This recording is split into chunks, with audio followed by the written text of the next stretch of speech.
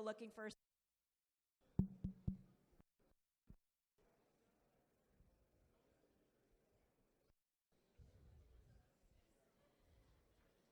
The seats... This mic is...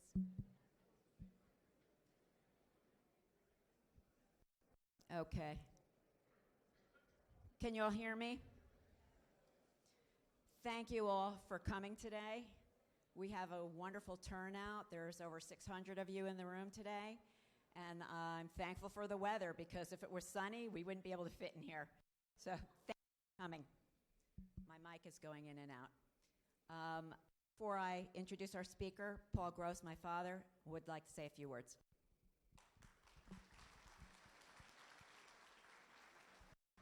You notice I'm only allowed a few words, and I'll keep it that way. 3 quick things. Number 1, somebody let their glasses out front. If we find them, we'll leave them at the front desk.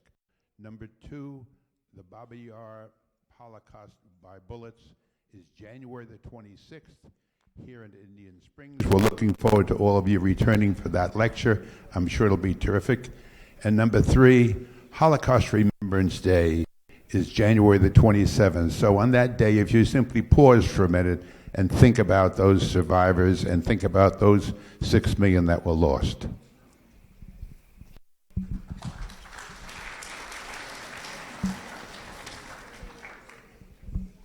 Would you please all take a moment to shut your cell phones off or put them on silent? Edwin Black is an award-winning, New York Times best-selling international investigative author of 200 editions in 20 languages in 190 countries, as well as scores of newspaper and magazine articles in the leading publications of the United States, Europe, and Israel.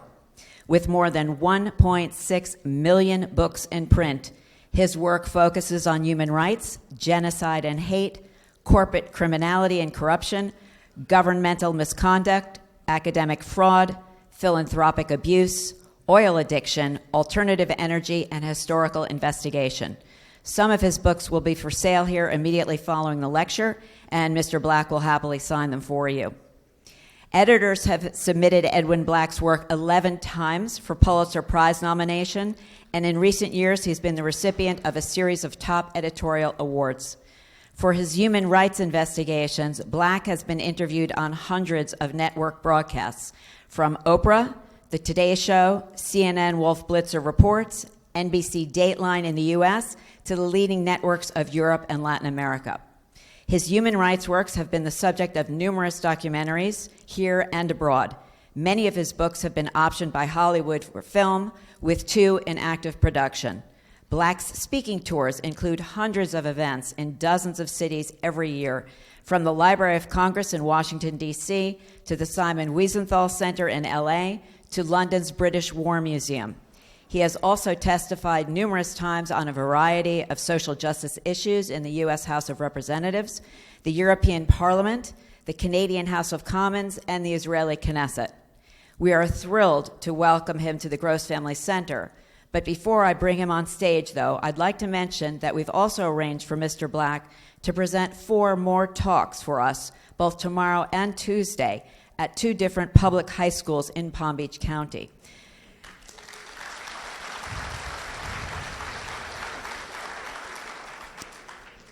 Mr. Black will be addressing almost 1,000 students in each of these 2 high schools. He has also graciously agreed to meet with the principal of a 3rd high school while here to discuss a potential pilot program for an elective on the history of Black-Jewish relations in an effort to address the rapid escalation of anti-Semitism in our communities.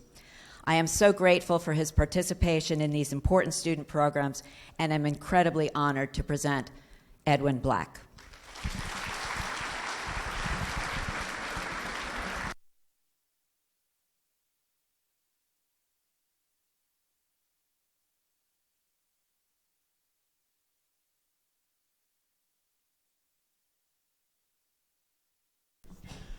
Hello, everybody. Thank you very much for coming. This is my first event of the day, first event of the year, and the first event of a decade. So I'm really thrilled about it. And I've already seen people here who I've met at former events, even years ago. I met you in Boone County. We were talking about eugenics, right? How'd it go? Fabulous. Okay. So I'd like to say a couple words before I talk, and then I'll tell you the things you've come to hear. Then I'll take any of your questions. No statements, just questions. Make them short. Nobody ask anything that begins with the letter T.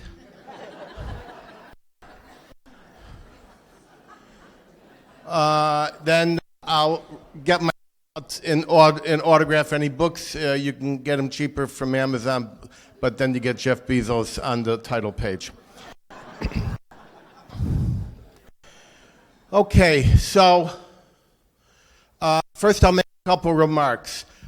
About a year or two ago, I said that all of our major Holocaust museums are going to be migrating to general Holocaust and genocide museums, and soon just genocide museums with a nice little corner display for the Holocaust as soon as most of us exit the scene who have been funding. And we're seeing that now in some of the biggest institutions. You'll trust me, you'll see it in Washington soon.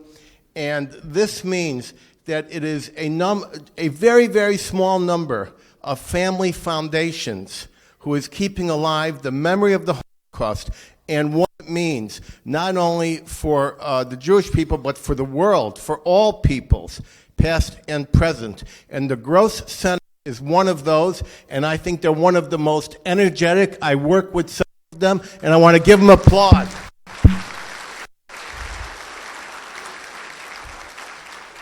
And because they're not political, they are fighting upstream to bring information to you independently without being controlled by other sources, and I think they've done a wonderful job.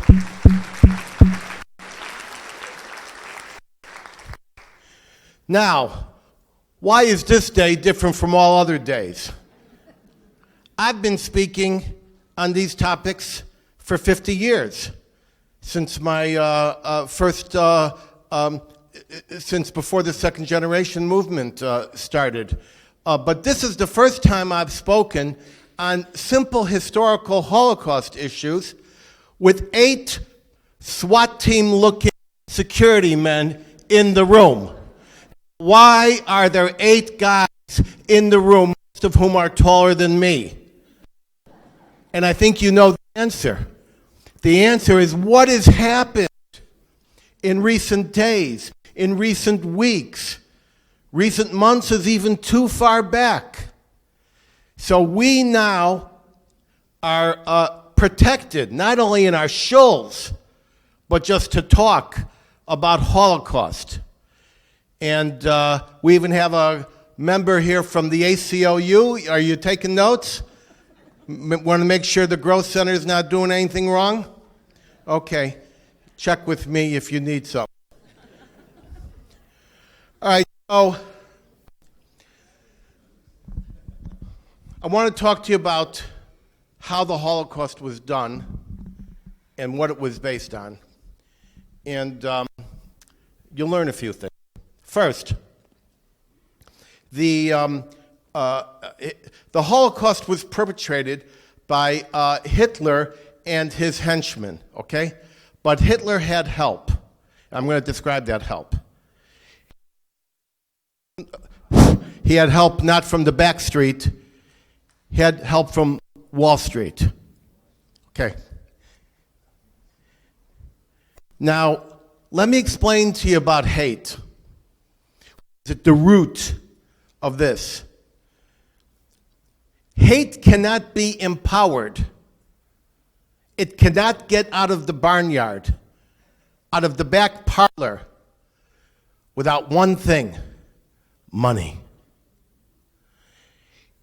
It needs money. And that is always corporate money.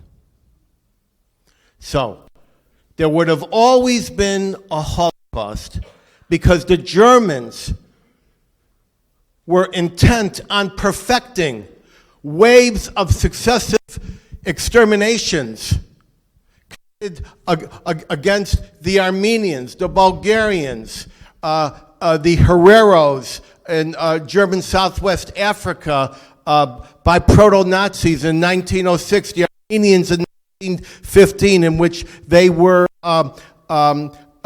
willing standers.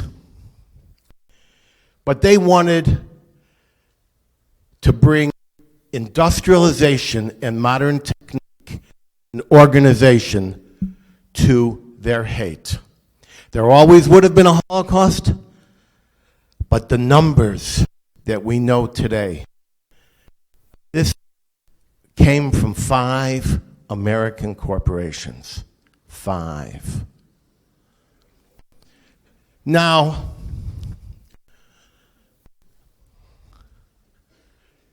there were over 200 American corporations and actually dozens more overseas that were trading with the enemy. We're not talking about trading with the enemy, because there was a London department store that was selling uniforms to the Nazis, but the Germans had already figured out the secrets of needle and thread. There was Standard Oil and others who were giving them oil and new methodologies, but they already had sources of oil and were making deals with the Arabs.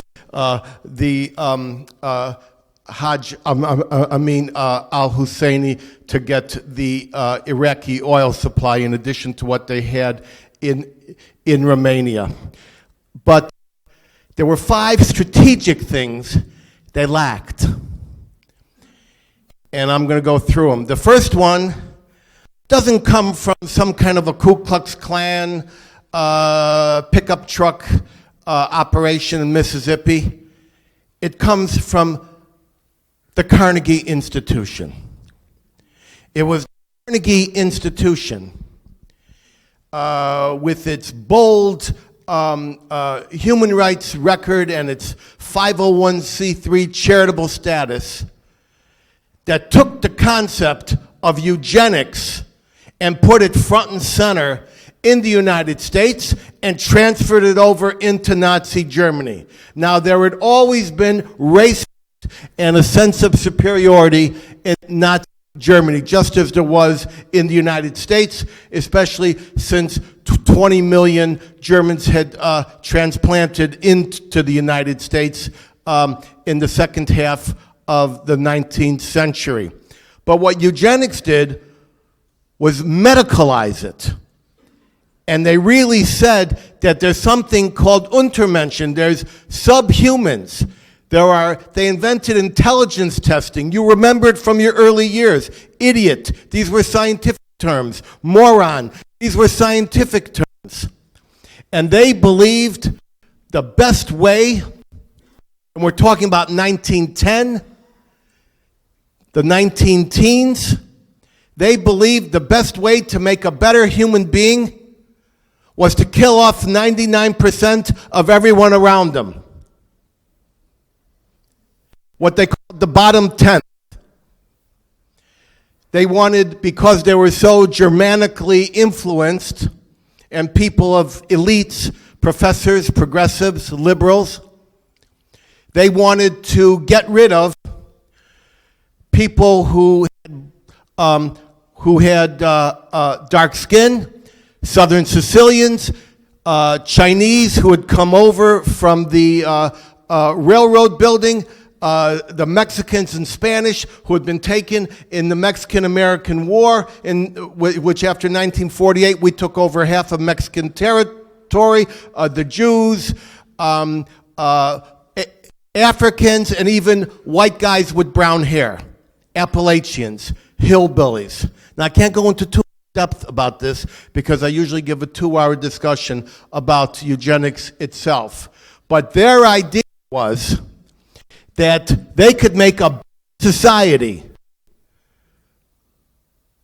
if fewer people with problems existed.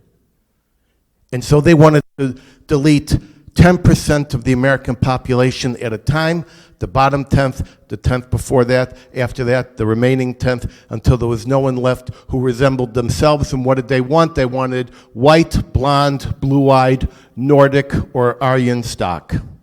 Became later known as Aryan stock. And what were their methodologies? Their number one methodology that they proposed in their 1911 conference was euthanasia, gas chamber. And they actually passed, they attempted to pass euthanasia laws, gas chamber laws, in 1906 in Ohio, later in New York, and other states. Was not successful. I can't go on too much about this, but I want you to know that the ideas that were implemented with extreme velocity and ferocity by Adolf Hitler started here in the United States. I wrote a book about this called War Against the Weak. Anyone can find out information on it. And it wasn't just that we did it here. We paid for scholarships, fellowships, academic programs to transplant the information. So that's number one. We allowed Hitler, who read these books, he read them in prison because they were published in German translated by the Nazi publisher, and he acknowledged them in Mein Kampf. We allowed Hitler to medicalize the quest for the master race. Second, another famous charitable organization, the Rockefeller Foundation, based on the criminal oil enterprise of Rockefeller. I guess also Flagler. So, what did Flagler believe? Rockefeller? Rockefeller believed that prostitution was born into you. You were destined to be a prostitute.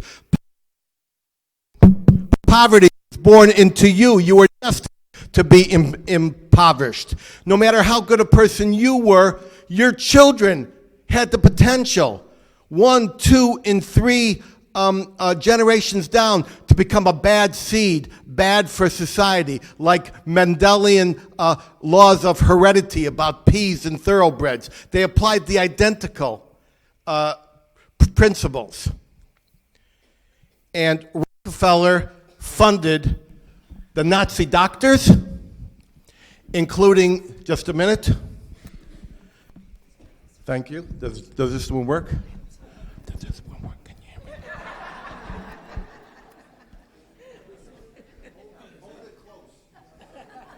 You mean like this? Rockefeller further transplanted these doctrines, helped build the Kaiser Wilhelm Institutes, the Nazi institutions of fake medicine, financed Otmar Fischer, the chief Nazi doctor who wanted to kill all the Jews and create a master race, organized a big research project on twins, and his assistant, Mengele, Otmar Fischer, went into Auschwitz to continue the Rockefeller original program of discovering a master race. I don't have to tell you what came after that. But this concept of a bacterial human being, a subhuman, Untermenschen, this played into it. So now, not only is Hitler engaged in a war of territorial conquest and economic plunder, it's a race war. It's exactly what he says it is. It is a genetic war for the master race. And so it isn't enough to conquer Poland, to take its money. He has to also seek out and kill the Jews, and of course the gypsies, and ultimately work out the worthlessness of human life for the Polish and for all others who did not adhere to the German stereotype. This has not been emphasized. In fact, when the Nazi doctors were at Nuremberg, they entered into their defense a Supreme Court case called Buck versus Bell, which says it is better for all the world that 3 generations of imbeciles be sterilized so they can't commit future crime. Future crime. That's future crime from future people. So who helped? That's the second. Third, Henry Ford. I know you all know it now, but not when I wrote my first book, The Transfer Agreement. No one wanted to discuss it in 1986. Henry Ford is the one who proliferated and propagated the Dearborn Independent, the Protocols of the Elders of Zion, became a staunch philosophical and ideological running mate of Adolf Hitler. Adolf Hitler had a picture of him on his piano in his study. He offered to come to, he told the Chicago Tribune, Hitler did, I'll come to Chicago with my stormtroopers and will help Henry Ford get elected. It was Henry Ford who somehow took Jews as the other into something new, political anti-Semitism. So it wasn't enough to go into Czechoslovakia, to Poland, to Hungary, and find the good Jews, so-called, or the bad Jews. None of the Jews could be trusted because all the Jews were involved in this imaginary international Jewish conspiracy to control the money, the militaries, the media. Well, we're doing a lousy job, I can tell you that. And so Henry Ford was the ideological running mate and enabler of Adolf Hitler. In fact, the very first edition of Mein Kampf had Henry Ford mentioned in it until Henry Ford buckled under the Jewish boycott because he was rolling out the Model A and Jews wouldn't buy it. And so he rescinded everything he said at the Dearborn Independent. And by the way, this was not Henry Ford the man. This was the Ford Motor Company. The Ford Motor Company gave him the facility to buy the Dearborn Independent. The headquarters was on their property. He appointed Edsel to take over the company. They distributed these horrible anti-Semitic tracts and books and newspapers through dealerships and said the Protocols of the Elders of Zion are everything as much as a product of the Ford Motor Company as our buses and our trucks and our cars. So it was the Ford Motor Company. Next we go to the fifth company. Fourth? Right, fourth. There's more, but we don't have time. The fourth. No Holocaust on horseback. Got it? You can't commit and perpetrate the Holocaust with horse and buggy. You need trucks. You need cars. You need motorized vehicles. What is the name of the company that motorized the Third Reich in the middle of the Depression? General Motors.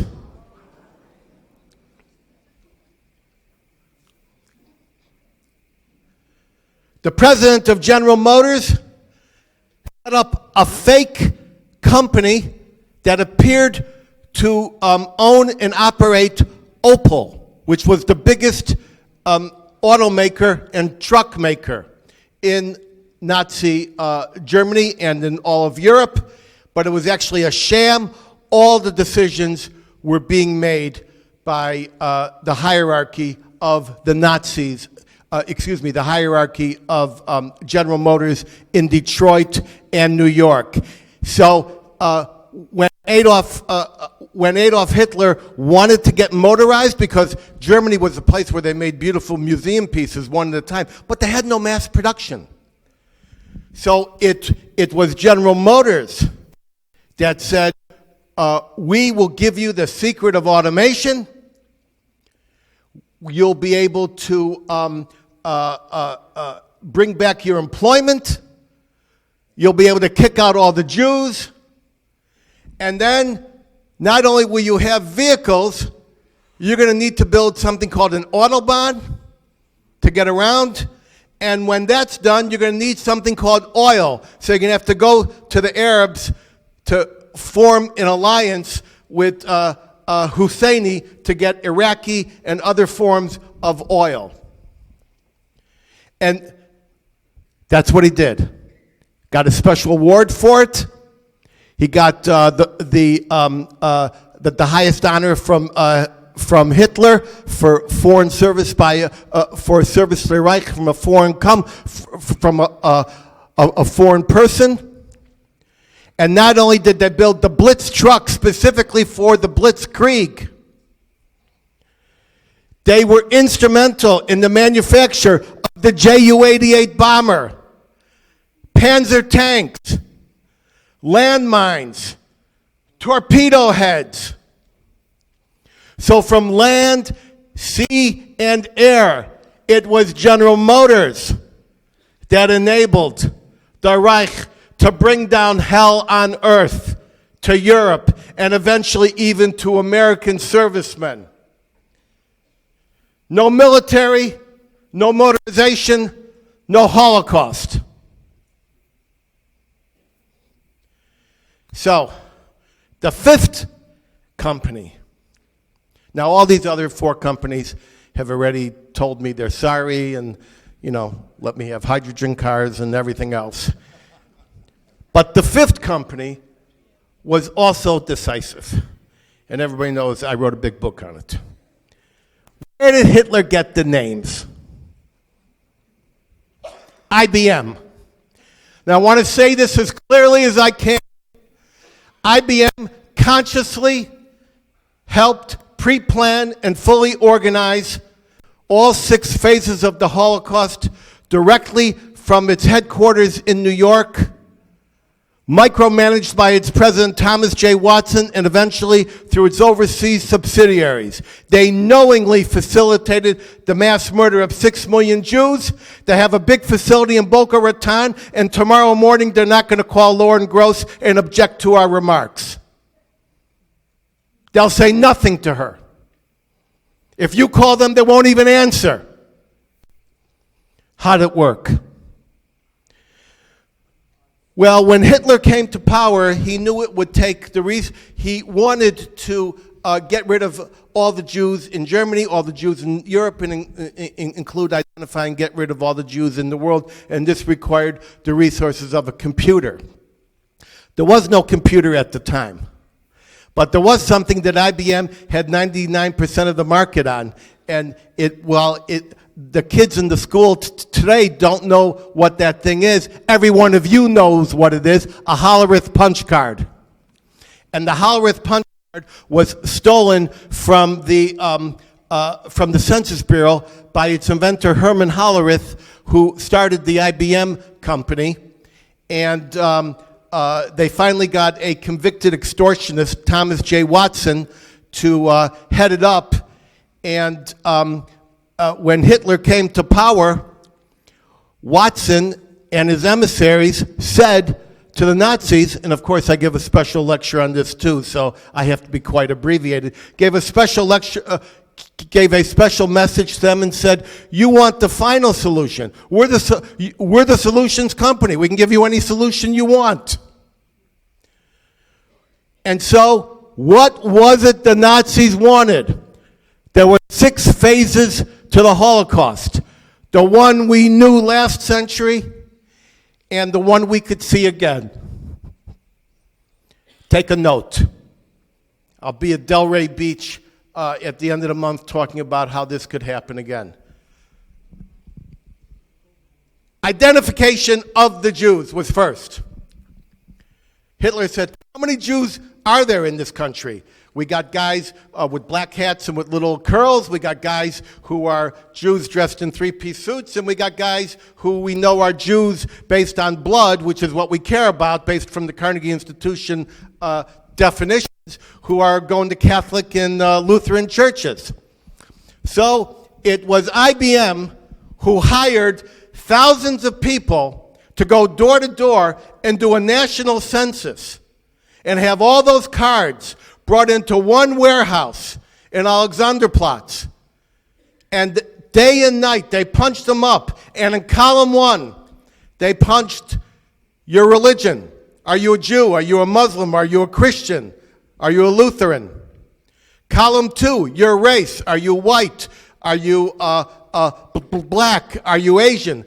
Column 3, your mother tongue. Is your mother tongue German? Is it Czechoslovakian? Is it French? Is it Croatian? Number 4, what is your location? Are you in Bremen? Are you in Berlin? Number 5, what is your profession? And then at the rate of 64,000 cards per hour, suddenly they know where all the Jews of Polish extraction in the legal profession are in Frankfurt.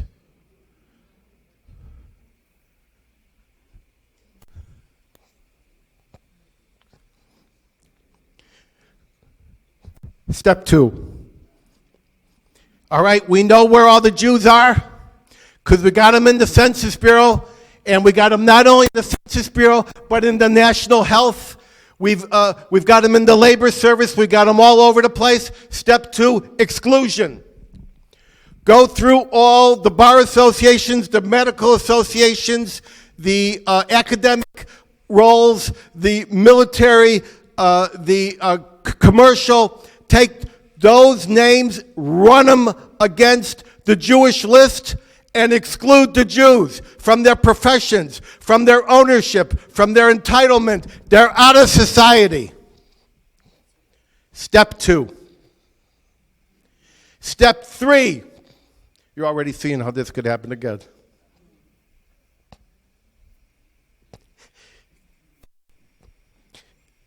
Step 3. Pauperization. All the bank accounts in Germany are running on IBM punch cards. Take the names. Now you've got the real estate, you've got the savings account, you've got the checking, you've got the investment funds. Immediately slap a 25% flucht tax on it in case they flee. And then you go into penalties, you get into organization. And eventually, the Jews are completely pauperized. Step 3 couldn't have happened without IBM. Not just ordinary cards, specific cards and programs and training for each and every application. Everything custom, nothing off the shelf. If I do a longer speech one time, I'll show you pictures. Step 4, ghettoization. One day, all the Jews are sitting in their apartments, their homes, and on a single day, they're all moved across town into the bombed-out slums of World War I, into ghettos with fences around them. Everybody knows their street. Everybody knows their number. Everybody knows their stairwell. Everybody knows the floor. Everybody knows the apartment. Organized. No confusion. One day. Step 4, ghettoization. Got their ID. We exclude them from society. We pauperized them. We took over all their stuff. Now we got them out into these ghettos. Not just in Germany, but all over the continent. Step 4. 5. It's a bad one. Deportation. All the trains in Europe are running on IBM punch cards. So they get these people, they go out of the ghetto onto the ramp. They get into their boxcar. They travel for 1 to 3 days, no waiting. Go off the Himmelweg. 40 minutes later, there's smoke. Organized. The magic of IBM traffic management. Remember, no one at IBM will call the grocers tomorrow and complain or answer to what they did? No one.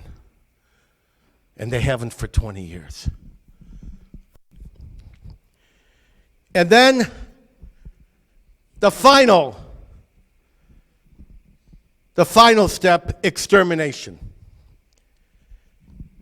The Auschwitz number that you've seen tattooed began as an IBM number. It was the prisoner number. Ultimately, it was replaced by a multiplicity of additional numbers. But it was IBM that invented the extermination by labor campaign. That means that they would find out what the various slave labor needs were. We need farmers, we need bricklayers, we need auto mechanics. Then they would put that across their other data, which was run out of 24 machines in the T-shaped building in Oranienburg next to Sachsenberg. And out would come who they wanted. Those people were taken, they were worked to death, and then they were coded by an IBM coding system of death. Certain numbers for execution, certain numbers for whether it was gypsy or whether it was Christian or Jew, and one number, code 6, for Sonderbehandlung, which means a special treatment, the gas chamber. All this stuff was specially done by IBM, specially designed, continuously improved, and all these machines had to be serviced twice a month on site, whether in downtown Berlin or whether in Auschwitz, where their headquarters was located in Auschwitz III. I remember IBM once said, "We were never in Auschwitz." I found the phone book of Auschwitz. Here's your phone number, 4492. Don't call it, it's been disconnected. So, what does all this mean? All this means that the continuity of hate, the chasm of corporate complicity,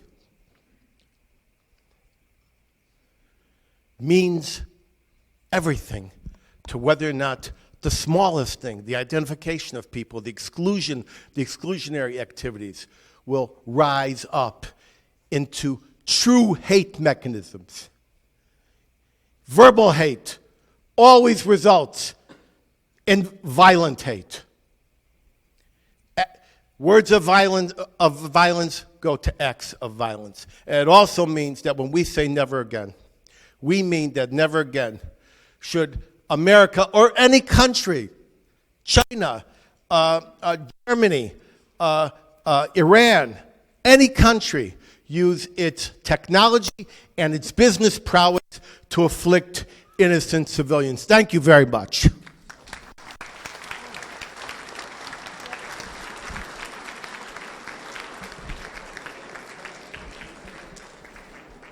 Now, I just gave you 5 speeches in one, so, you can, pardon me? More, okay. So now let's take some questions. No statements, just, let's, here, can you tell me your question? I've got the mic. Has IBM ever come back to any of the people that have made up these assertions? IBM has never come back. There's over 1.1 million copies of IBM in print in 190 countries and 40 languages. The most recent one was China last year, where I got the best human rights book of the year. Not so easy to get a human rights award in China. But all they say is we have no information. We are the information company, but we have no information. The stuff I've given you here is a pit skull of what I would do in a normal demonstration with documents and things of that nature. What they're hoping is that a lot of people will be stupid enough to not know when Hitler came to power in 1933, when the World War II started in 1939, and when America got into the war in 1941. Yes, ma'am. Could you tie in what happened during World War II to what's currently happening with the globalist agenda? Is there a follow-through? Okay. Did everybody hear the question? She wants to know what went down in World War II was there a connection to what's going on today in the globalist agenda. I don't know of any globalist agenda.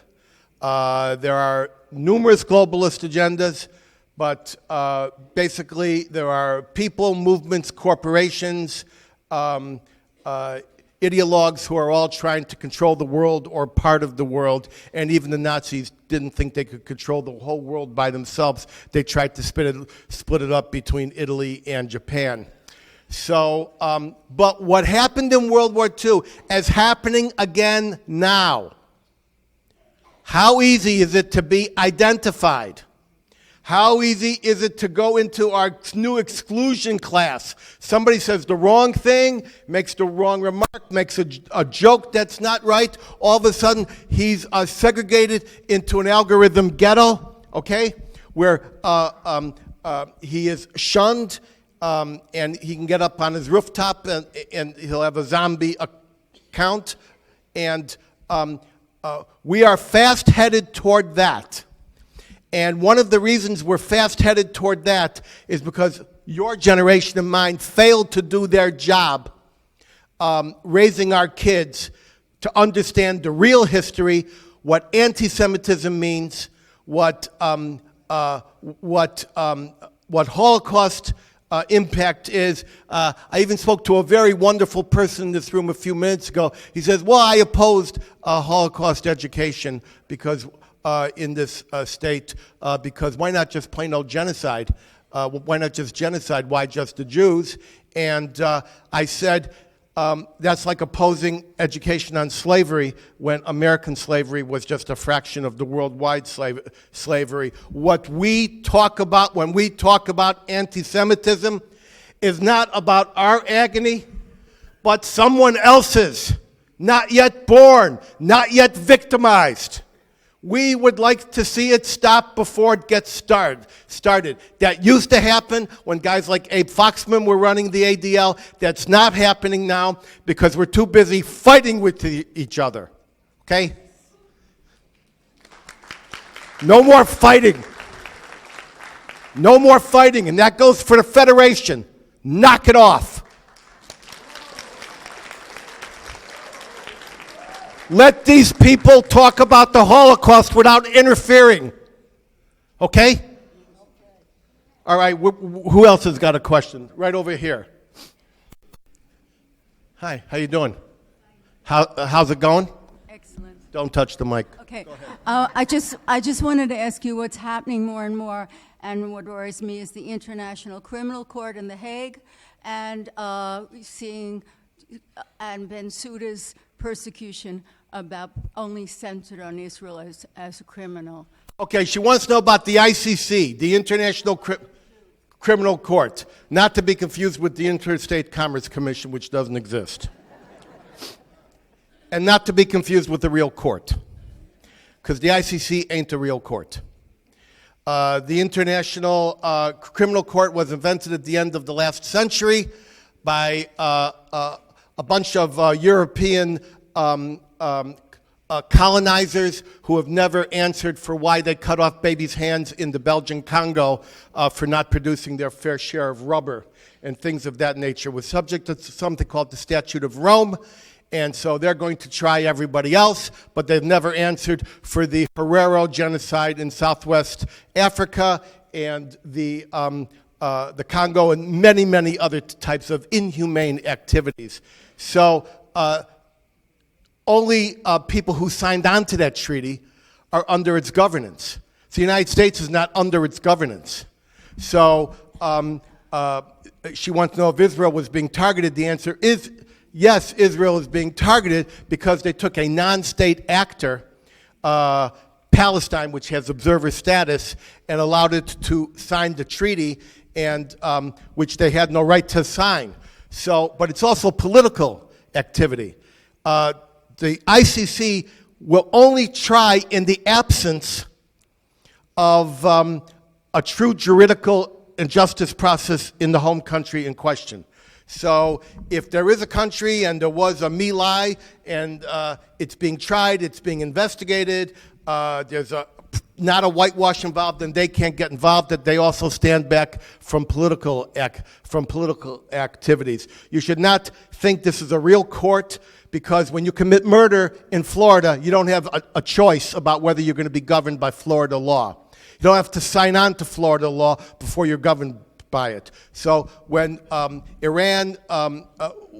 Hamas shoots off these missiles into Israel, creating terror, when Iran is shooting missiles, when we bomb a hospital in Afghanistan, when Russia commits atrocities in Georgia and Ukraine, United States and Russia get to veto whether they're going to be covered. That's not a real ICC. That's not a real international court. Not to be confused with the International Court of Justice, which was after the League of Nations to decide treaties and levies and weights and measures and things like that. Next, this guy. What's your question? Don't touch. I'm not touching. First of all, thank you so much for being here. This is the most informative discussion on your part that I've ever heard. Thank you. Okay, now the question is, how do we get this administration to really deal with the issue of hatred, anti-Semitism, and division?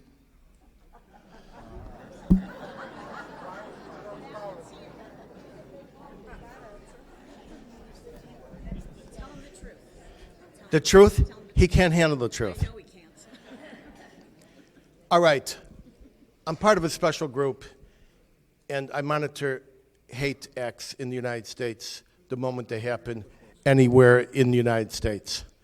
What's happened with the EO, the Executive Order, Title VI of the OCR, the Office of Civil Rights, all of these types of things are making a true on-the-ground difference in the Jewish community and many other communities where people of gender identity, Christians, Muslims, all sorts of people are protected if their rights are violated. So I don't want to get into this too much, but I'm one of these that monitors the ups and downs of hate in this country, like stockbrokers and day traders monitor Boeing, which is going down. So I would just say that you're driving around the stadium trying to figure out what's going on, and I understand that. I'm in the bleachers. I'm in the dugout. I know what's going on. I know the people involved. I know who's talking about what's happening. I know it before it happens. So I would just tell you this without talking about any names and any administrations. This is the decade we fight back for decency, human rights, and equality. Now let's get a question from the ACLU guy here. What's your question? I'm not going to ask a question. You already got me once. Okay, let's take another question. Let's go over here. Yes, ma'am.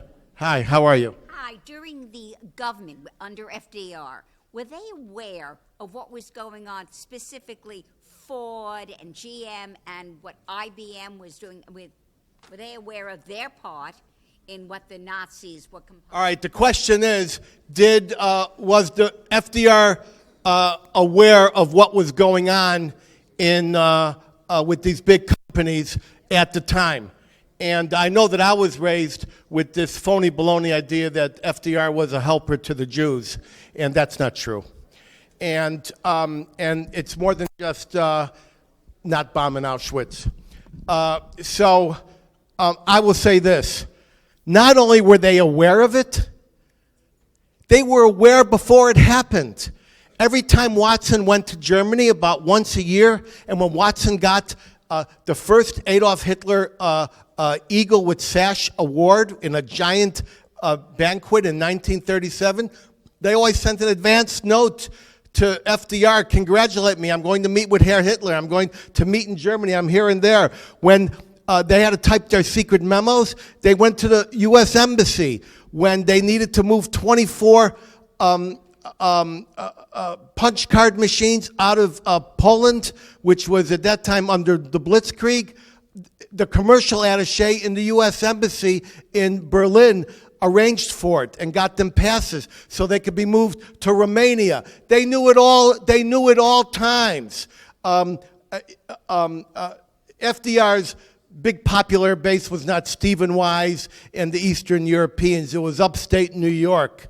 There was even talk that Watson would be running for president. So everybody knew. There were no secrets. And I'll give you an advance notice. My next book is called They Knew. All right, let's take a question here. Can we talk about the next generation? Because I'm talking to the next generation all the time. the next generation, you mentioned we didn't educate our children well enough to know what may be coming. We gave them a false sense of security. Besides what the Gross family is doing by having teachers come into the schools, how else can we reach out to the kids who have their heads in their phones all the time? Well, that's a great question, because now our world is filled with facts and empty of knowledge. So everybody can push a few buttons and understand the dimensions of a train car in the Deutsche Bahn, but no one knows exactly what those were used for. False information can be proliferated. It's like the protocols of the Elders of Zion, in some kind of a fungus in every realm of our mentality on every screen. The way we get spam phone calls, we get spam messages from these computers. We must turn it around. We can't even start until we begin to acknowledge what happened, but we need education. We need what Gross is doing. And I'm telling you, because you're part of our community and you're not informed, and I'm telling African Americans and Latinos and Arab Americans and people of impoverished means, everyone I can, what the realities are. And I specialize at going to the schools, not just in Palm Beach, on the campuses. I go to the worst places because I come with a message, a fact. I come with documentation. I come up with pictures on the screen. And I come with a reputation of human rights, and we've got a lot of catching up to do, because right now we are divided, and our division is enabling our adversaries. People come up with names like Jewish Voice for Peace. There's almost no Jews in Jewish Voice for Peace. Talking about and what are they talking about? Send the Jews back to the oven? Didn't happen in Berkeley. It happened in Fort Lauderdale in front of the Federal Center. You remember that? Yeah, he has a question. Just a minute. What's your question? Why are the blacks appear to be becoming more anti-Semitic than less? Why the blacks are becoming more anti-Semitic than less? Well, you're talking to a guy who grew up on the south side of Chicago. Anybody from there? Okay. In fact, when I go back to Chicago to lecture at DePaul, the first thing I go is to the last Flukies at Walmart in Niles. Okay. This is a toughie. But the resources needed to explain to black people what their history of exploitation and to a certain extent, types of extermination has not been allocated. I'm doing that single-handedly. The blacks and the Jews always had an alliance as being discriminated people. Remember, when the Jewish professors were thrown out of Nazi Germany, they went to historical black colleges and universities to seed the ground for the civil rights movement. But there are economic factors involved. And if you knew the economic factors, you'd know that some of the same problems that the Jews have encountered have been encountered by the Lebanese who run the little grocery stores, and by the Koreans and different groups. Those are economics.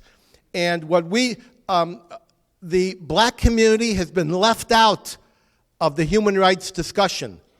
They've had the huge human rights losses. I can't tell you now because I've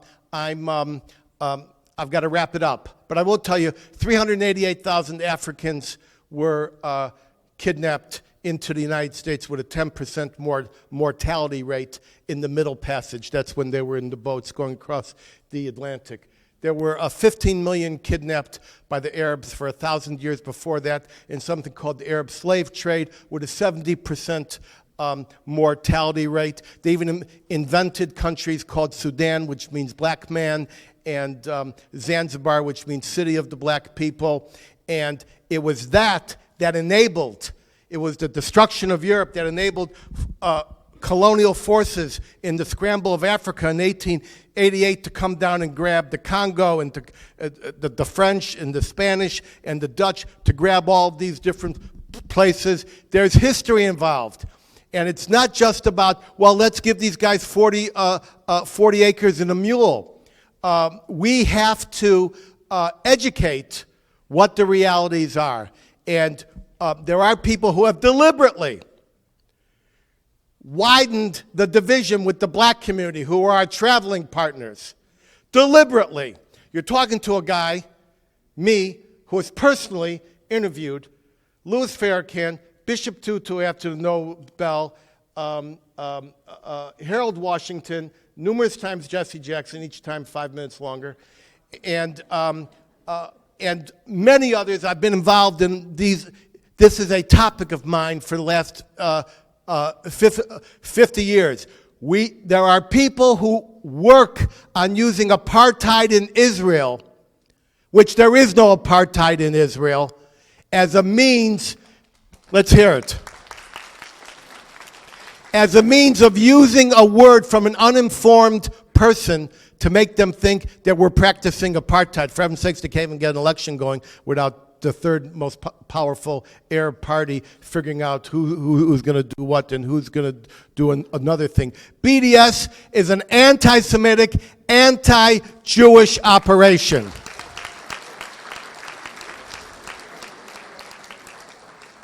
And it's organized. And if you want to prove it for yourself, the next time you see a protest on TV and you see a sign, look on the bottom. There's a black bar. It says Answer Coalition. That is Palestinian, and that is against the Jews. I'm being called off. Thank you very much, ladies and gentlemen.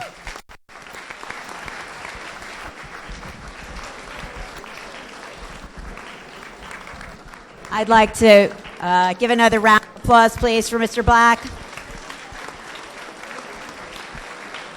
And don't forget, he's selling his books outside. You can go speak to him, buy a book, and he'll be happy to sign it for you.